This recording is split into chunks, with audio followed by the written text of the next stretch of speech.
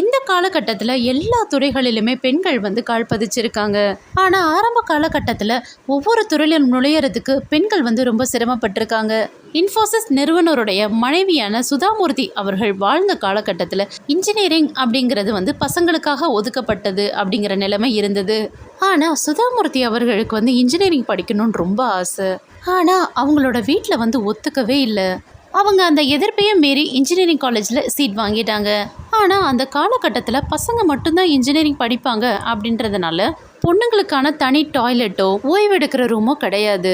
அந்த முழு இன்ஜினியரிங் காலேஜில் அவங்க ஒருத்தவங்க மட்டும்தான் பொண்ணு. சுதாமூர்த்தியோட சக மாணவர்கள் வந்து இன்ஜினியரிங் துறை வந்து பசங்களுக்காக மட்டும்தான், உன்னோட இடம் சமையலறை தான், நீ அங்கே போ அப்படின்னு சொல்லி கிண்டல் பண்ணுவாங்களாம். அவங்கள இப்படி கிண்டல் பண்ண பசங்களை எல்லாத்தையுமே பெண்ணுக்கு தள்ளிட்டு யூனிவர்சிட்டியிலேயே முதலிடம் பிடிச்சு கோல்டு மெடல் வாங்கினது சுதாமூர்த்தி அவர்கள் தான். இன்ஜினியரிங் துறையிலையும் பெண்களால் கால் பதிக்க முடியும் அப்படிங்கிறத சுதாமூர்த்தி